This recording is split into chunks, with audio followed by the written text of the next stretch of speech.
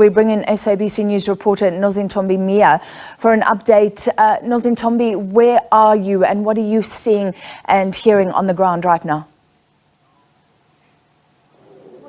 Tell me quickly the name of the streets, guys. Thank you so much. We are standing on the opposite side of where the fire incident happened. I'm standing in front of some of the residents that have been affected, who've lost their belongings, and say that their lives have been desperately affected by this incident. I'm just going to ask my camera to turn and show you what we're seeing now. We saw just a few moments, about 30 minutes ago, we saw a big forensic pathologist truck making its way here. And this is the truck that you will recall that the MMC had said earlier they were waiting for the forensic pathology truck to come in so that it can assist them with the removal of the bodies of the 73 people that have died. And you can see this gentleman here who is from the forensic pathologist is trying to get the equipment that he needs to be able to assist with the retrieval. And just behind the police van and the forensic pathology van here is where the bodies of the 73 people are. Now, police have put a line here, and it has been quite difficult for the media to go in closer to try and get a closer look at what is happening. So we've been speaking to people on the ground. We have been trying to just get more information from the people. And I'm going to ask my camera colleague, Vanessa, to just pan here. We were literally in this building itself, this very building. We walked up this flight of stairs into this derelict building. It's dank, it's dirty, it smells. There are people here that are, it seems as though building hijackers or people that are on some sort of drugs. They threatened us and they said they did not want the media to go all the way to the top at the rooftop. And the police said it was not safe for us to go to the top of this building because they're not quite sure who's there and they can't assure our safety. So we had to come all the way down back here where we are standing this side of the building. So we're giving you a different angle of what the like. And the building itself, I'm just going to ask my camera colleague Vanessa to just pan closer to the building. You can actually see that some of the people who tried to escape used the bedding and the bed sheets to try and escape and get out.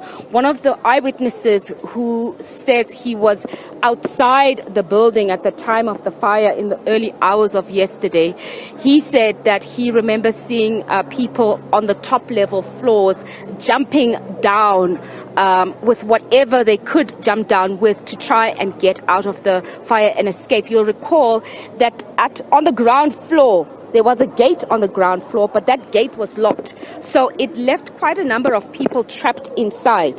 So what forensics are doing now and what the EMS are doing now is a search and recovery or search and recovery mission, where they are now trying to ascertain how many people died. And what Robert Molaudzi had said earlier was that they're worried that some of the bodies are trapped underneath other bodies that have been charred and that they could possibly miss seeing any of the people whose bodies have been charred. And you can see that there's this massive forensic pathology truck that is open now, and police are doing what they can.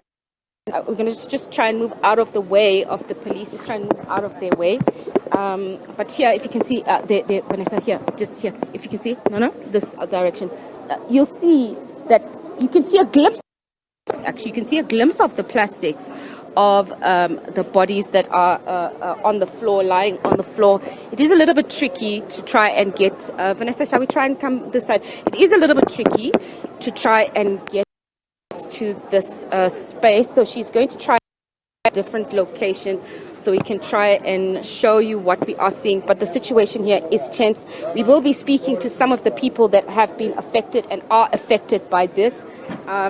Just behind us, you'll see that there are people that are sitting here, and these are people who now government officials are coming to now take stock of the people who've lost whatever items it is that the people have lost. They've been sitting early hours of this morning. They say they have no place to go. They say they have not had any food to eat. They've lost their belongings, and they're just asking for some sort of help or some sort of assistance. And you can see here that there are these ladies here who are speaking to them here. It looks like they are from Gauteng province. Dimelang, Mama? You're here to speak to these ladies. What are you trying to ascertain? We're asking them where is the children, and then what can we help them, because like it's a disaster. Ne? So now we need to help them. So they said they don't have a children there. The other children they passed on. Yes.